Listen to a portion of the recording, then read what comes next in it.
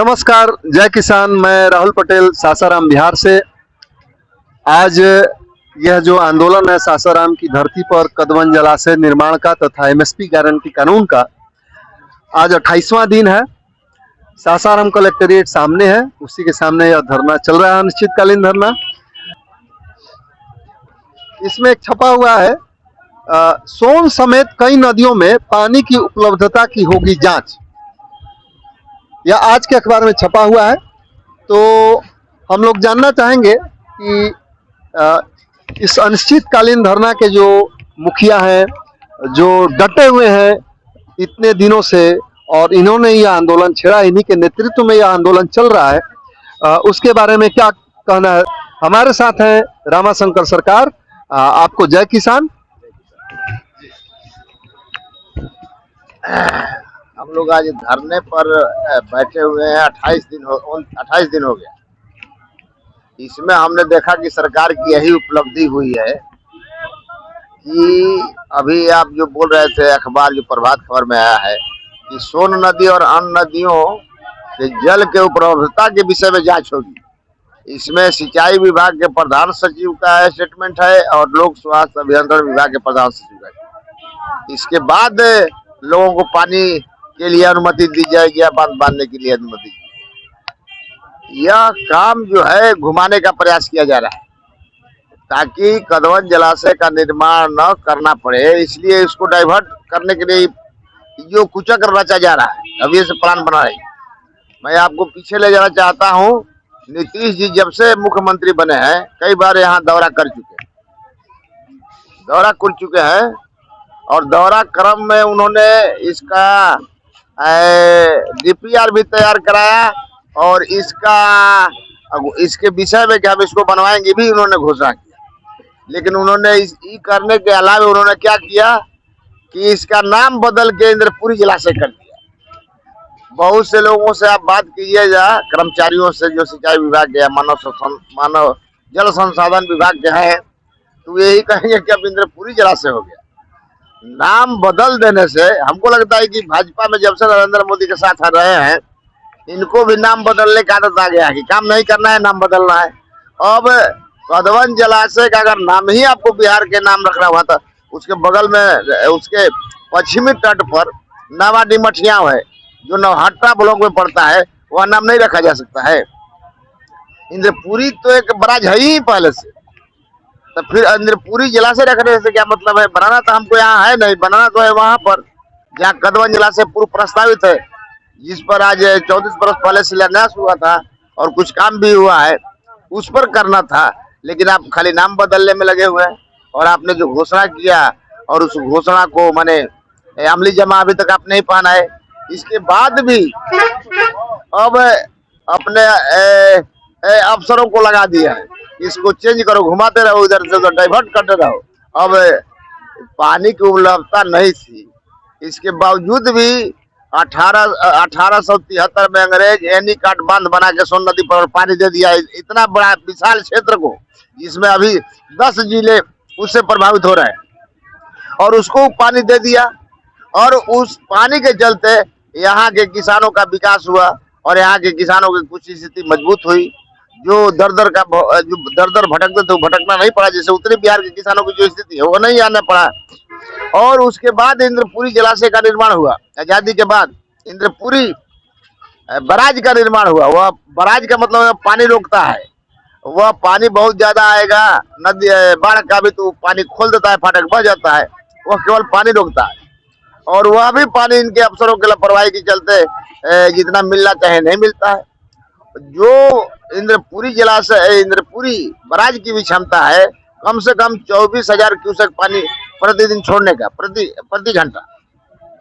और अभी माने 7,000 क्यूसेक पानी छोड़ना मुश्किल हो जाता है इन लोगों के पास, इसलिए कि पानी नहर में नहीं आता है, सोन नदी में नहीं आता है।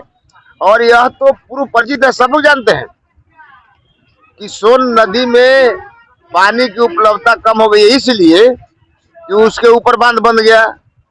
सोन नदी पर बाणसागर परियोजना बन गया, इसके सहायक नदी तारियान उस पर बन गया।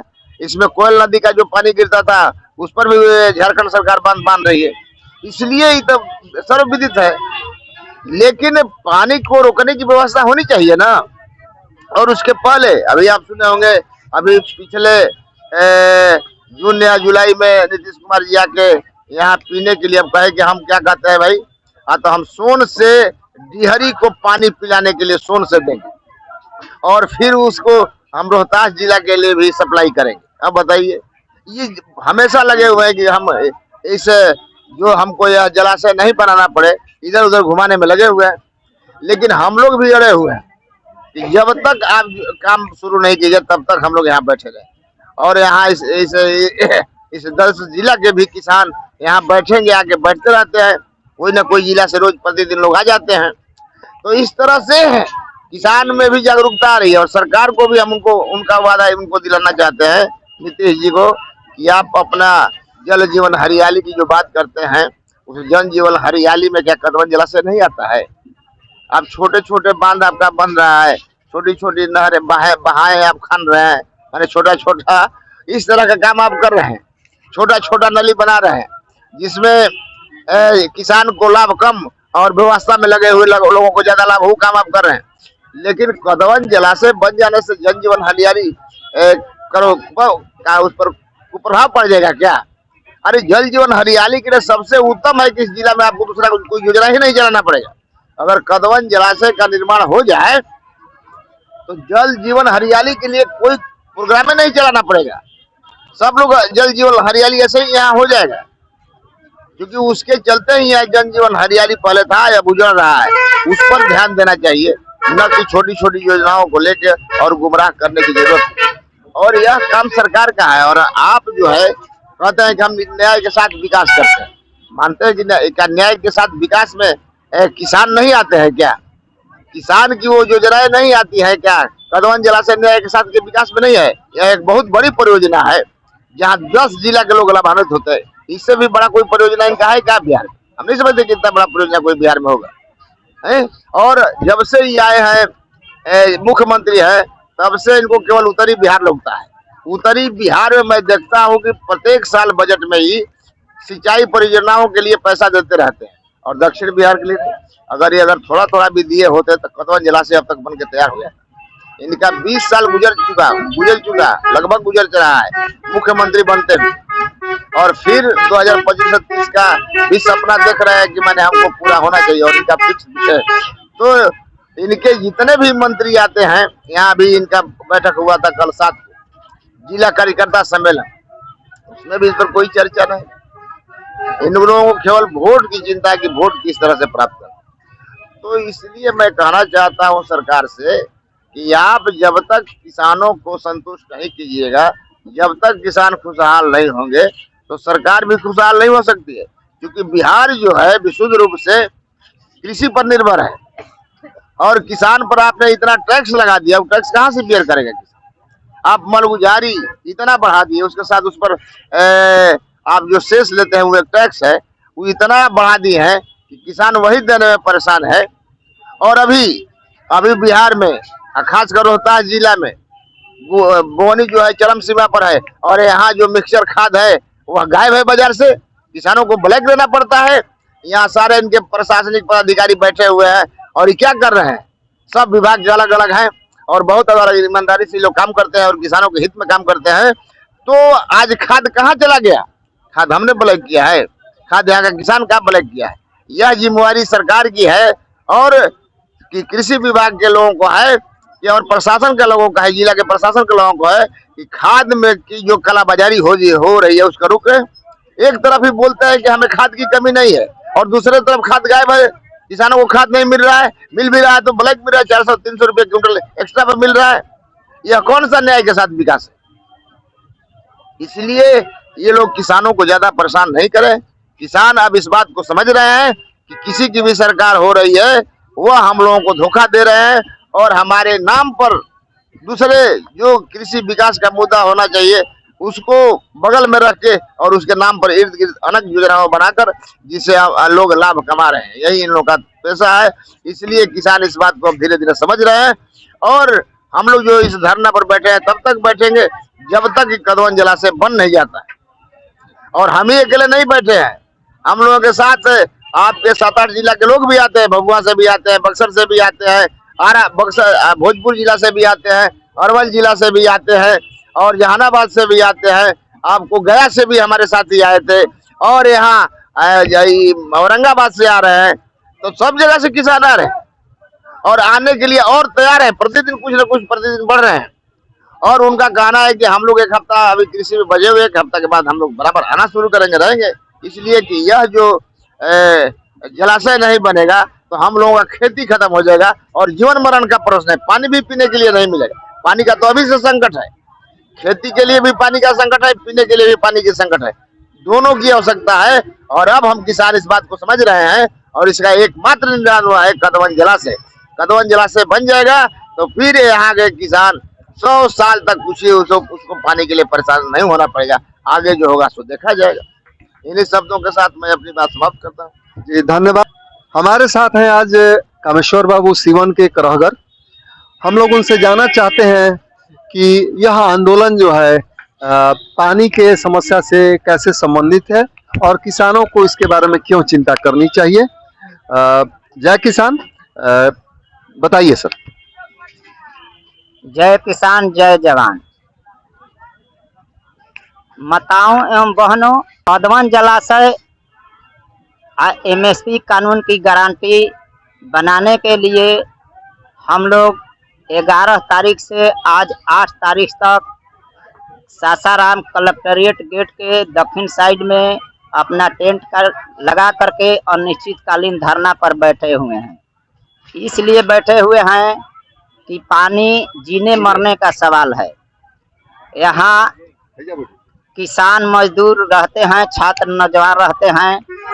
यहाँ सबसे मुख्य चीज कृषि प्रधान है। यहाँ आधा से अधिक लोग कृषि पर निर्भर है, यानी खेती किसानी पर निर्भर है। इसलिए हमारा दायित्व तो बनता है सरकार से कि कदवन जलाशय में पूर्व से वहाँ पर